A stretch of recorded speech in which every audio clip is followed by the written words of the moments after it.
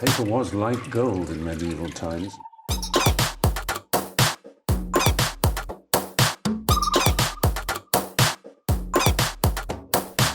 Oh, not tobacco.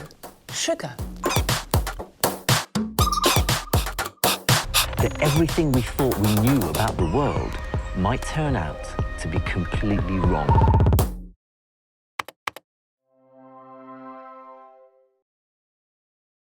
Deep inside a remote Utah canyon, disaster strikes. A hiker slips and falls 2 stories down a sheer rock face. It felt like a bomb had just gone off. How's it look? His legs smashed, You're gonna have to sit tight. leaving him in agonizing pain. I just refused to die. His only hope is his brother. It was scary walking away from Justin. I gotta save my brother. As the injured brother waits alone hour after hour, I started to wonder if he had died that night. his younger brother faces agonies of his own. I fell asleep, and I woke up and I was on fire. When one life depends on another, 2 brothers face the toughest challenges of their lives. In the wild, when things go bad, they go bad fast. Without warning, your life can hang by a thread. Adventurer and survivor Craig DeMartino fought back from his own wilderness disaster to reclaim his life. Now Craig meets other courageous outdoorsmen who beat the odds and return from their own fight to survive.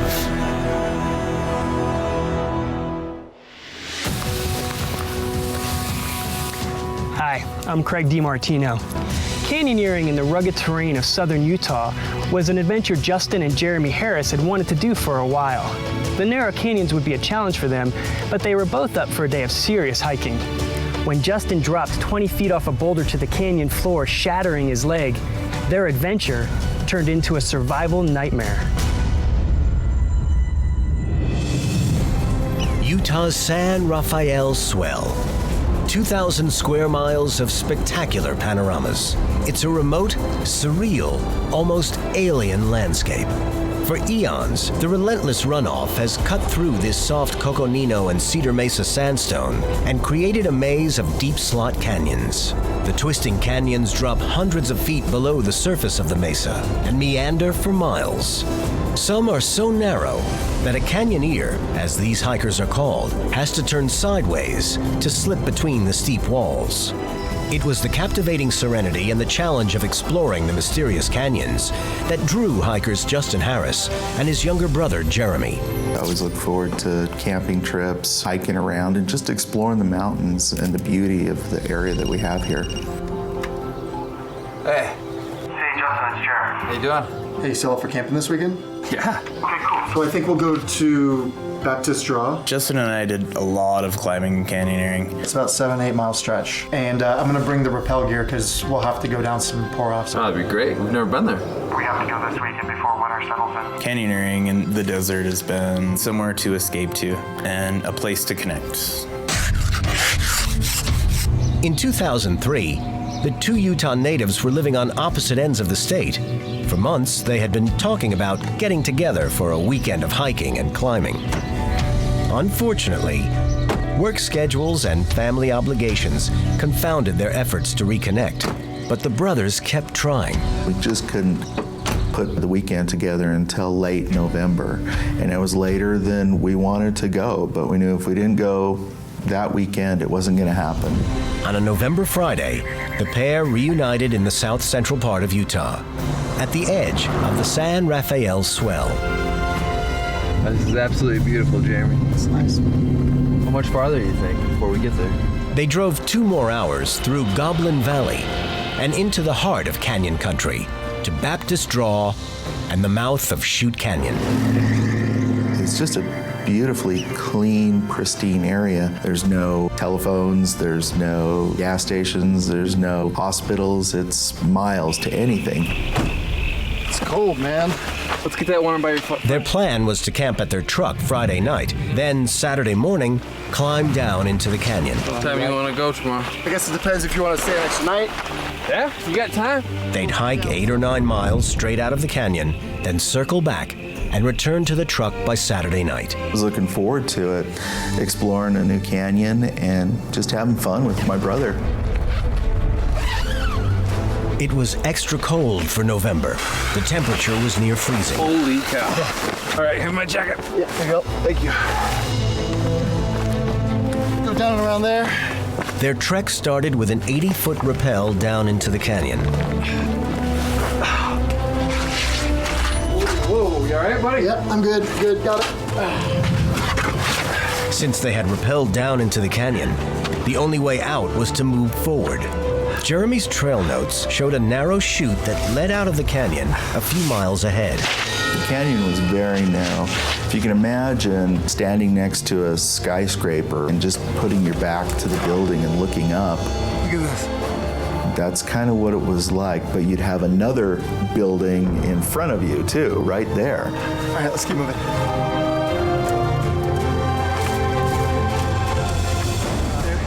All right, right here. At points along the path, the brothers ran into sudden drops called pour-offs.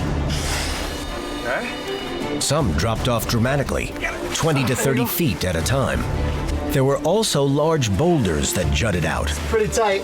called chokestones, that blocked their way, slowing their progress.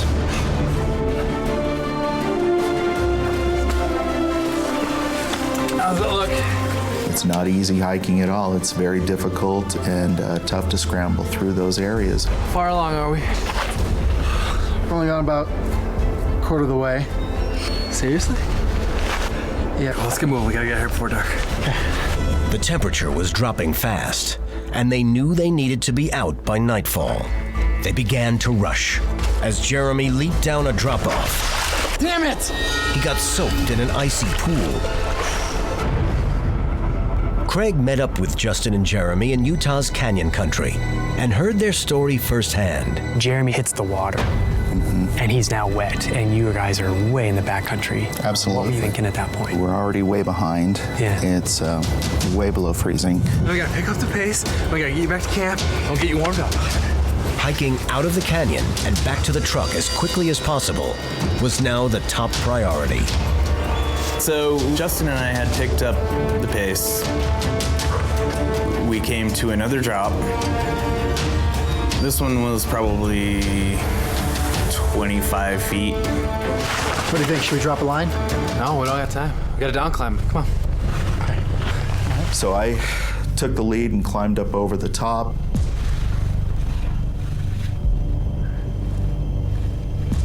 And as I put my back towards the rock and started looking for handholds and places to put my feet and move down this rock, I lost my footing. Jeremy grabbed Justin's hand, but felt him slip away. The crack of a breaking bone could be heard throughout the canyon. It felt like a bomb had just gone off in my head. I've never heard anyone scream in agony like that in my life. Jeremy knew Justin was seriously hurt, but until he could get to him, he had no idea his brother's injury was life-threatening.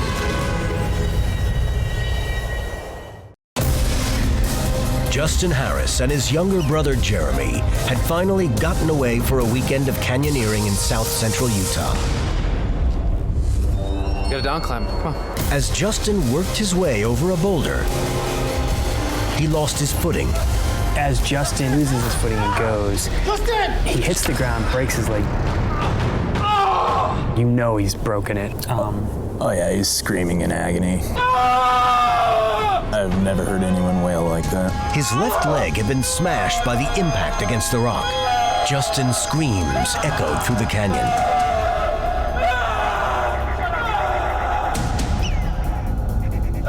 The brothers' desperate situation was one that Craig recognized all too well.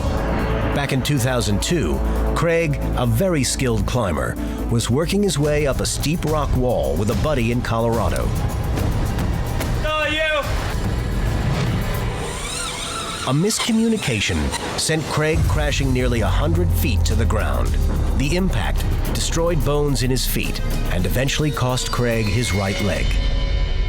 He was yelling like you've never heard someone yell. He's just screaming and screaming and screaming, and so I started yelling at him. What were you yelling? Stop screaming, and finally he stopped. So I just asked him, do you really believe in God? And he said, yeah, I do. I said, will you say a prayer then? And he said a prayer. Please protect my brother and myself. For some reason, everything kind of calmed down. Right. And then I climbed down. Talk to me, brother. It's broken. I felt it snap. Okay, I'm gonna look, okay? Yeah. And we kind of assessed the situation. Jeremy pulled up Justin's pant leg. How's it look? It's pretty swollen, man. His left shin bone had multiple breaks and was rapidly swelling up. You're gonna have to sit tight. What neither brother knew was that the swelling was a sign of internal bleeding, which was life-threatening. Was that just almost debilitatingly terrifying for you? It took me about a minute to actually grasp what had just happened. Right. And how serious our situation just got. Yeah. Think about how tough it was to just get to that point in the canyon. I may have just, ended it for both of us. Can you carry me out? There's no way I can carry you out of here. What are we gonna do? There was only one other option. Still light out. I'll climb through, I'll get help, and I'll bring help back. There's no way you can get out by dark. Have to, okay? We made the decision that I was going to leave him and go get help. Give me your pack. So we went through all of our provisions. They divvied up their food, leaving most of what little they had with Justin. No! You're gonna get cold, you're not moving. I'll be moving, okay? I'll be all right. I'll give you my best. I don't need You gotta your stay vest. warm. You're sitting still, I'm moving. All right. I'll be moving. Since Justin was wet and immobile, staying warm was critical in now below freezing temperatures. Yeah. Hypothermia and frostbite were very real threats. You get cold, this is here, okay? Okay. In my mind, we may never see each other again. That was a real possibility. Yeah. They found their camera at the bottom of the pack. I'm gonna take a picture. You guys took time to take a picture of each other. What were you thinking? Like, why would you do that? In case either one of us didn't make it out or both of us didn't make it out, that here was our last moments, our last day. There'd be a record, there'd be something left behind. We just knew we had to. Here we go, okay? I love you. I love you. We told each other that we loved each other, that we'd be strong and we'd be able to get out of this. I just told him, think happy thoughts, you'll be fine. But I remember him taking a few steps and going farther down the canyon from me, and then he went around this turn in the canyon, and he was gone. Now Justin was alone in the frigid, dark canyon. He had no idea if he would survive his injury, or even if his little brother would survive the difficult solo trek for help. The brothers' happy reunion had become a horrible nightmare.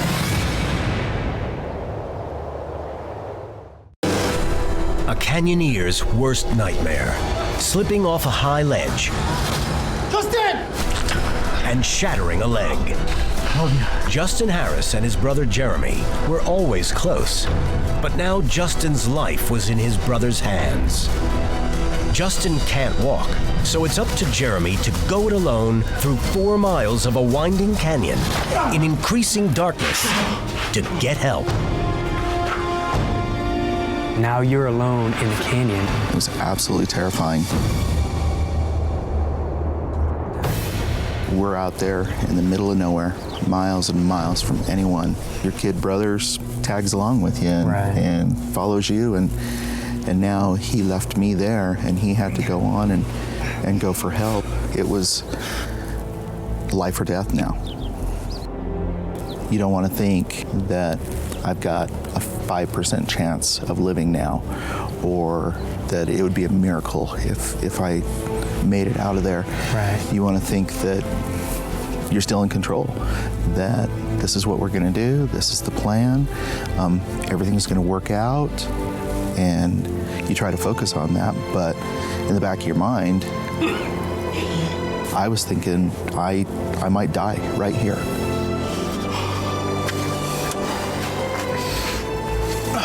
The plan was simple enough.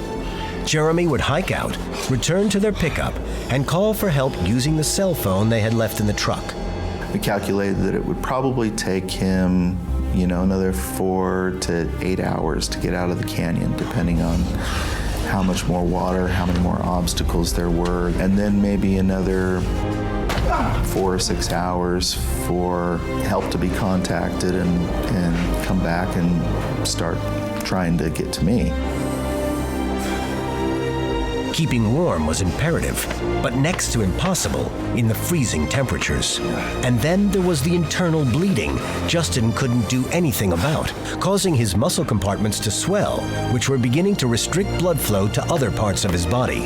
And if I could make it through the night, then I would have a really good chance of living and getting out of that canyon. And so that was my goal, that was my plan. Jeremy hiked and climbed his way through the maze of boulders, chokestones, and pour-offs. The canyon had been pretty dry so far.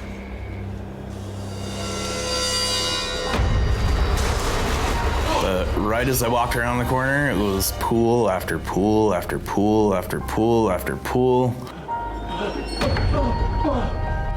And so I'm swimming. It got between 10 and 15 below that night. So I was severely hypothermic and hallucinating as well. I was screaming at God, hoping someone would come and help me. Justin, meanwhile, tried to stay warm. He flapped his arms, made windmills, whatever movements weren't too painful to keep his blood flowing. Hour after hour, he watched his leg blow up like a misshapen balloon. So I pulled up my pant leg and I looked at my leg to see what was going on there. And I noticed that there were these big blisters all over my leg, and they were popping, and there was sort of a yellowish fluid that was coming out of those blisters and running down my leg, and I knew it wasn't a good sign. Exhausted from hiking and fighting off the cold, Jeremy made steady progress on his way out of the canyon.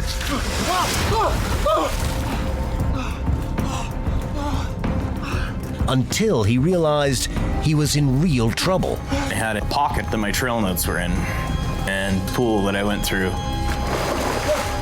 the trail notes washed out, so I was kind of like winging it.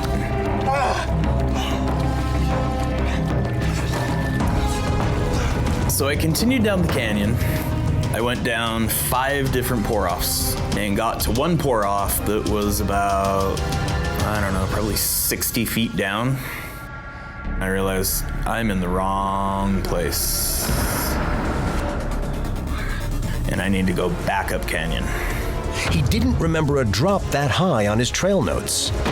Jeremy had gone too far. He must have walked past the turn that would have led out of the canyon. But where? How long ago did he pass the turn? Jeremy had no choice but to backtrack to find the path. His mistake would waste valuable time and exhaust what little energy he had left to save his brother.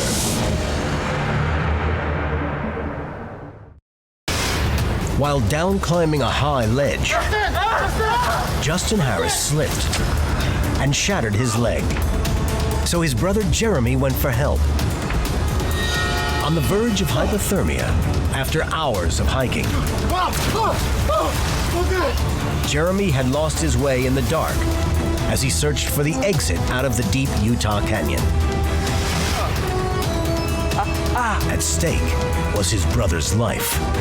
Now he had to backtrack up the canyon, costing him precious hours, in order to hopefully recognize the right turn. So 5 different pour-offs I had to climb back up. One took me many attempts. Gave up.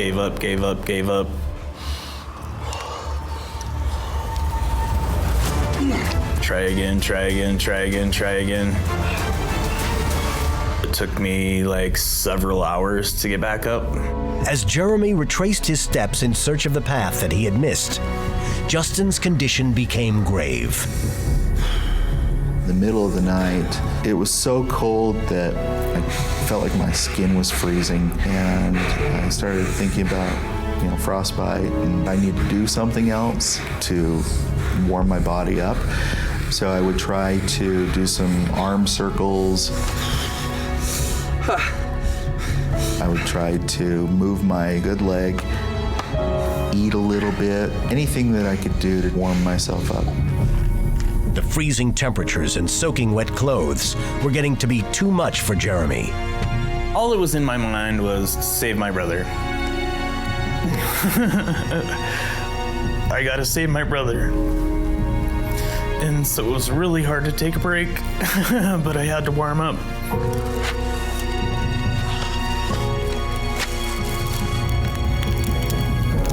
It was so cold that I had to lay like right in to the fire, and I fell asleep, and I woke up and I was on fire. He beat out the fire, dried his boots, and resumed the frustrating search for a way out of the canyon. I had no water at all.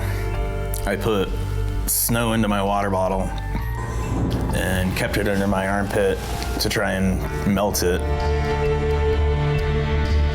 But that didn't work at all. It was just one thing after another after another.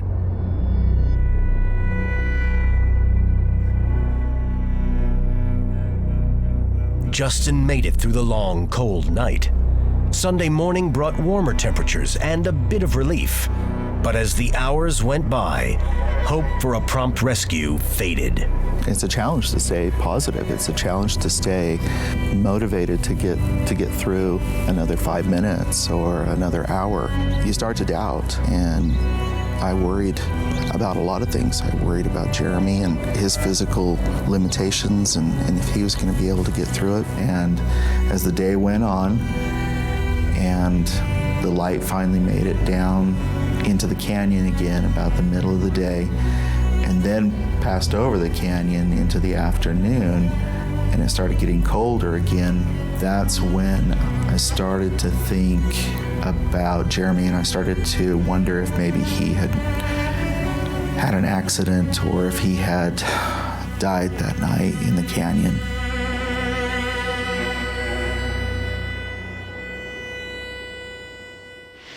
There was only one way out and one chance at survival for both of them. Jeremy had to get out of that canyon. What he didn't count on was taking a wrong turn. Find out how the brothers' faith in each other would keep them alive on the next Fight to Survive.